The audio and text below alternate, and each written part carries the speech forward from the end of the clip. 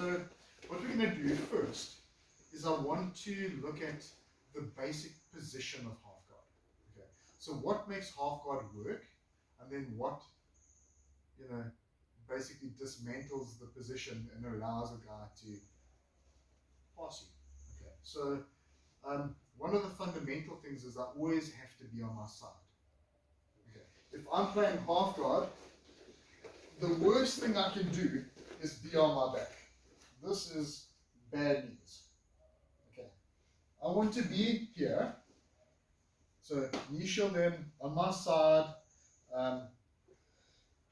If I don't have a grip, I tend to hide this arm. So what I do is, because I know the underhook for him is a powerful position, I'll actually keep this elbow down. So he can't fish that until I've established a grip. Now I have a grip here, and I can either go 4 fingers in, or sometimes you can go thumb in. So I go thumb and I grab like that. That's actually the position I play most often, because it's a really strong position. Like, for example, if he starts to crowd me, I can really stiff arm him out, and I can come out. And if I want, I can even stand up from here. Okay. So that's this grip. So knee shield, basically aimed generally never lower than his shoulder. So it's aiming at that shoulder or this shoulder, depending on where his weight is. And I'm trying to align this top knee with the direction of his force. So if he pushes in, I'm going to move it so that it aligns with him. Okay. If he starts coming more this side, I might need to bring him in so it covers that. If he starts going more that way, so you see how he's pushing this knee down now, I'll push the shoulder back, and I'll get my knee repositioned at an angle that now supports the direction of his force that is coming into me. Okay, so that's critical detail on the top knee.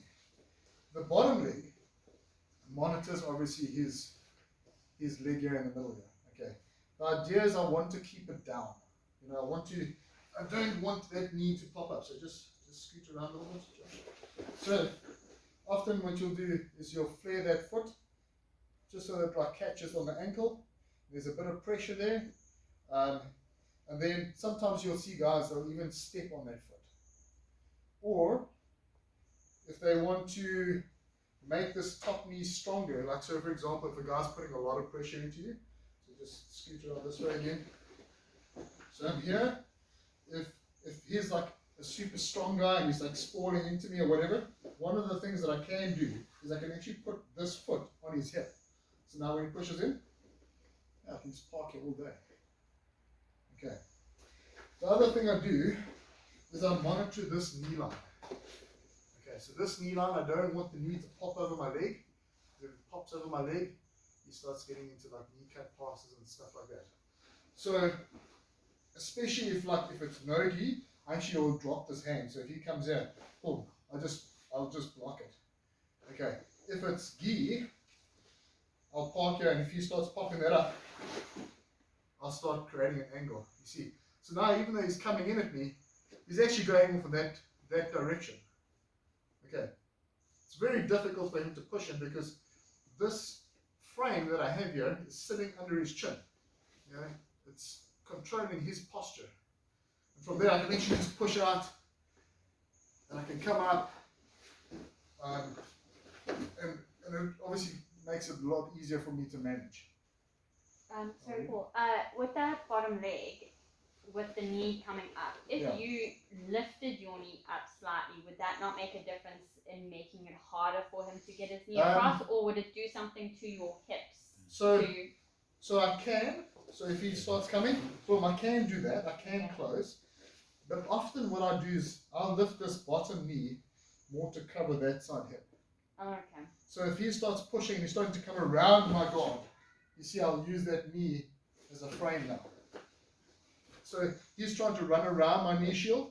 As it comes up, boom, I'll bring that knee into there. Or sometimes what I'll do is I'll pull out and I'll actually put my foot there. Okay. So I've got a knee shield, and then instead of the hook, I now have another frame blocking that like leading edge that he's trying to come around. So also with this position, it's very important for me to control this arm. Remember, this is your cross-face arm. So if he manages to clear this knee shield or whatever, and he comes through, so don't get too hasty. But if you get to there, and the knee shield is down here, and this arm catches me here, he starts to flatten me out. I'm still playing half guard, but it's a really crap half guard. And normally, if I get to this situation, you fire again. If I get to this situation, unless I know what I'm doing or I have good counters, chances are the longer I sit here, the sooner eventually I'll get past. So important to monitor that arm. I'll often monitor on the bicep, or I'll grab the wrist.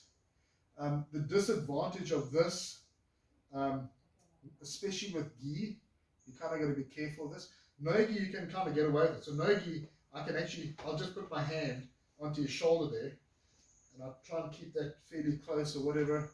Although not always, sometimes I'll play with this and I can move around and I can hold there, and there's normally not a lot of threat, because if I'm holding there, he can't grab my wrist.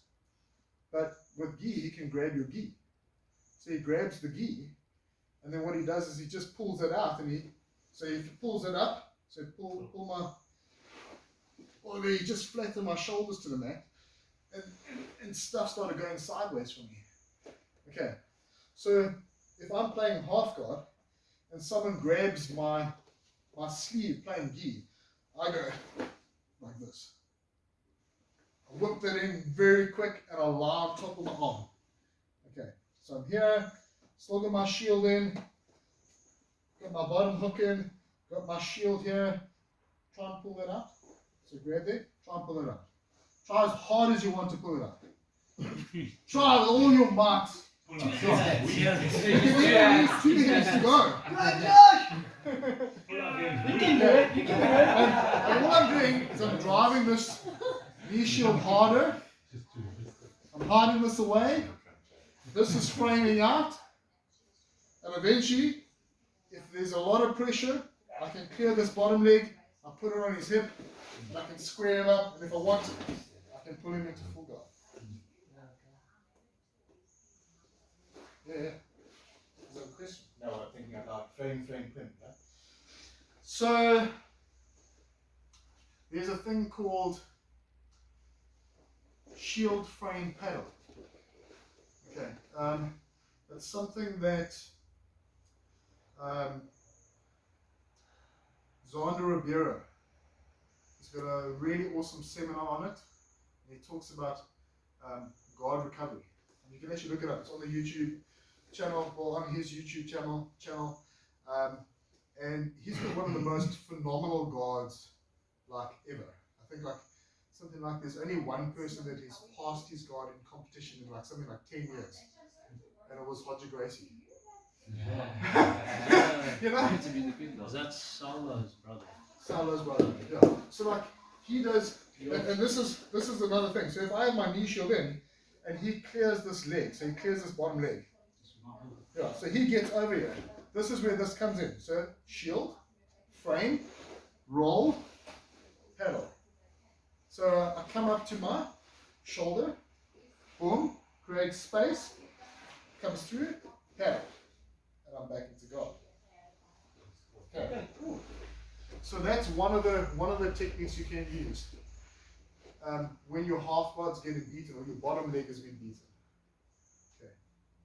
So your top leg's still in, you still got your shield in, you got your frame in, you've lost your bottom leg. Roll. So shield, frame, paddle. Okay.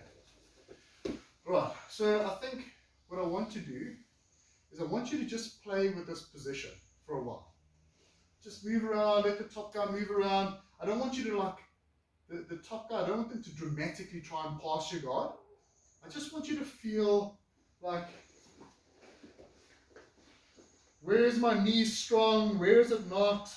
you know, how am I playing this?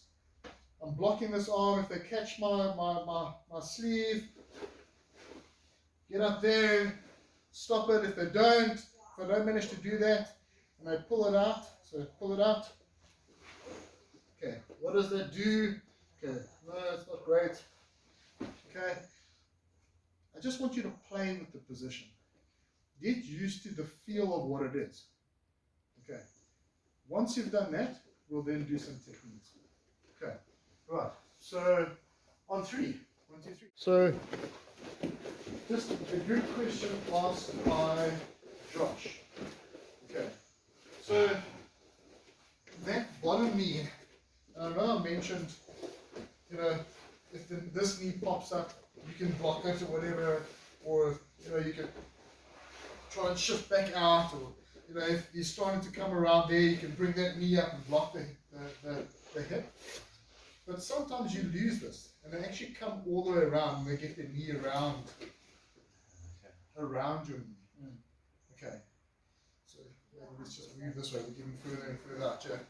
Okay, that's a problem as well. Okay, so if he gets around my knee, he's starting to control this bottom leg of mine. Okay, and it starts to become an issue, because if you think about it, if I'm passing, and we use the ladder terminology of passing, so you're climbing up rungs, he's just got past the very critical rung. Okay, on this side, I still have the knee shield in. So what I would do here is I would actually come to my elbow, I would punch out. So you see how I'm like actually creating distance, and there's a bit of an angle. And what I can do is from here, I can just pull that leg out and free it again. And maybe I might even go to a feet on hip situation, you know, or I might just pull out. So just get your knee around. So let's just turn sideways a bit. So we get here, he comes around. I might just pull up like that, just to get to there. So now we kind of back into that half guard shell type thing, but my knee is not stuck in. Okay. So I don't want the guy to control the bottom leg, whether it's him sliding the leg over to like a staple position, like he's going to kneecap me, or if he's trying to come around and like clamp my leg together between his knees. That's what I'm trying to avoid. Okay. I don't know if there's any other questions. Just since you've been playing with it. You were talking about his knee coming around, maybe holding your legs together. I'm finding myself bringing my foot out. Just instead of putting my knee down. Oh, so you posting up as the top guy? Every time, yeah. Okay. So what happens is, if you're here and you post up. That's me every time. Okay. This is actually a really cool attacking position for me.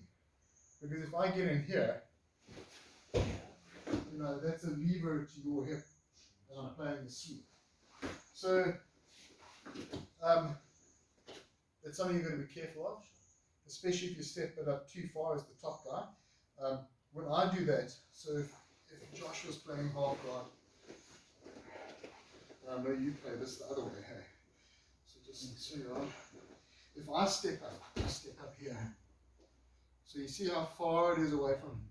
For him to access this, he's got to really reach. Gives me time to catch it. Okay.